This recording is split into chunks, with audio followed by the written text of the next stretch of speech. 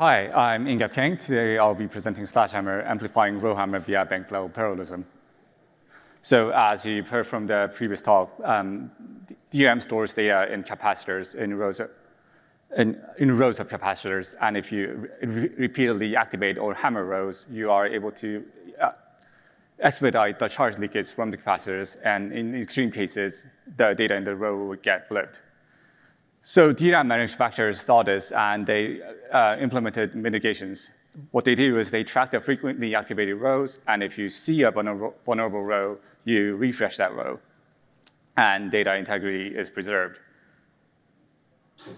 However, there's also been another line of research that tries to overcome these mitigations. So because hammering two rows is always tracked, you hammer n rows at the same time. And sometimes, some of the rows are slipped by the mitigations, and they're able to flip bits. Trespass, blacksmith, smash, they've all shown a variation of this hammering pattern, and they've been able to flip bits on DDR4 memory. So what's next? Well, these papers are a few years old by this time, and we will be interested in newer generations of architectures and see if we can flip on those processors. And as previous Rowhammer attacks has relied on non-default settings, we would be interested if a Rowhammer attack will be able to be launched on default settings. So here's a preview of the rest of my talk. First, I will introduce to multi-bank hammering, where we leverage the bank-level parallelism in DRAM to expedite the number of flips that we are able to get. And I'll show you the results from hammering on DDR4 memory on Intel 12th generation processors. And I'll show you how we can leverage increase the number of flips that we generate to gain root access to pseudo opcode flipping attacks and read data from a neighboring row to a ramp lead attack. And finally, I'll move on to the browsers and show you the results from Rowhammer on browsers on default settings. So before I go into Rowhammer, let me give you a bit of a background on DRAM operations, and I'll do this by an analogy to a problem that we all know, getting coffee at conferences. So here's a coffee dispenser, and if someone is already trying to get their coffee, and another person comes along, you first need to wait until the first person leaves the coffee dispenser, then you may get your coffee. It's the exact same thing for DRAM, and the coffee dispenser in this case is the bitline sense amplifiers, or BLSAs. So if you want to access data in a row, you first need to bring that row into the BLSA through an activate command. And if another row comes along, you first need to evict the original row through a pre-charge command, and then you may activate the second row. But as we all know, having a few people trying to get their coffee is not the problem. The problem comes when there's a lot of people waiting in line. And if that happens, you might not get your coffee within the recess time, and you might fall asleep during the talks. In DRAM, if too many rows are trying to use the same BLSA, the queuing latency might be too long, and in this case, the processor may fall asleep. So how do you fix queuing delays?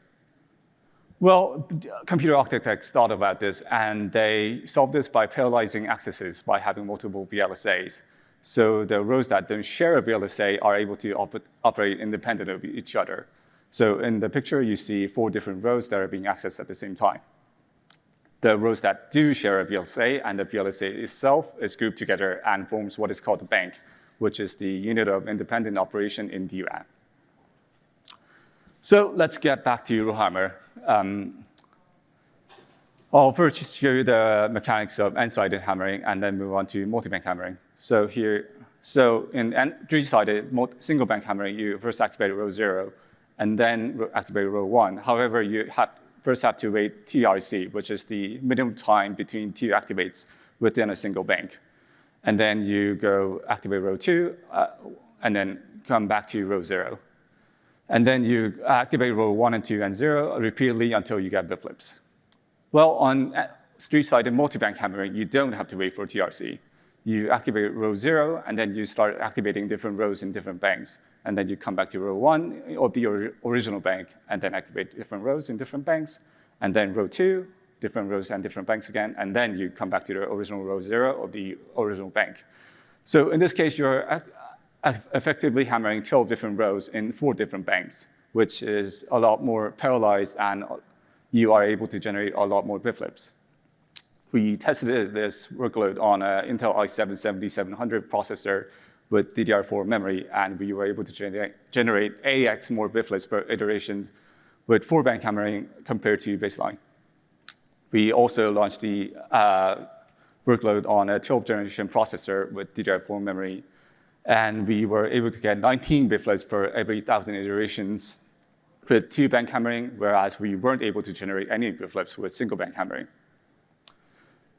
We also were able to gain root access through a pseudo opcode flipping attack, and in addition to the increased number of bit flips, we were able to optimize the attack somewhat, and we were able to get root access after a few minutes, which is orders of magnitude speed up compared to the previous attempts. We also were able to read data from a neighboring row through bit flips by launching a rambly attack at a rate of 1.56 bit flips per second, which is a first on DDR4 memory. So now that we've covered the multi-bank attacks in native code, let's move on to browsers. So the main problem with Rowhammer on browsers is not the memory, it's the cache. And to understand this, you first need to understand the mechanics of Rowhammer attacks in a bit more detail. Here we have the processor, the cache, and the memory. And as you can see, row 0 is already occupying the cache. So if you send out a read command, it's going to hit in the cache, and then the data is going to come from the cache. So the read command is never going to reach the memory. So we need a way to evict rows from the cache. Well, luckily for us, we have flushing instructions. And if you send out a CLFlush instruction to the cache, we are able to evict row 0 from the cache. And then if we send out a read command, it's going to miss in the cache and then go to the memory. And it's going to activate row 0, bring it into the cache, and then to the processor. However, the problem is that we don't have any flushing instructions available in the browsers. So how do you fix that? Well, the naive approach would be to use eviction sets. So here we have the row 0 in the cache again, and we go through different addresses that map to the same cache set. And when we fill up the cache set and access different address that map to the same cache set, it's going to evict row 0. And then if we send out a read command, it's going to miss in the cache and cause an activation in the memory. So as you can see, we are generating 7 different memory accesses per every row activation, which is highly inefficient. And if you try to do this in the browser, you are not going to get any bit flips. A previous paper, Smash, has been able to overcome this problem through extra cache accesses and careful synchronization. However, they were only able to generate under 3 bit flips per hour. So let's try using multi-banking to fix this problem. The nice thing about multi-banking is that we have a lot more addresses to play with. So we are able to fill up the cache ways with only addresses that we want to activate. So we go through different rows and send out the read commands, filling up the 6-way cache. And then when the cache is full, whenever we send out a read command, it's going to evict one of the other rows within the cache and then cause an activation in the memory. And this one-to-one trade-off is going to go on for every read access, and it's going to read access. So in this case, we are generating 1 row activation per every memory access, which is a lot more efficient than the naive case. And keep in mind that we are doing this while activating a lot more rows across a lot more banks compared to just trying to hammer a single bank.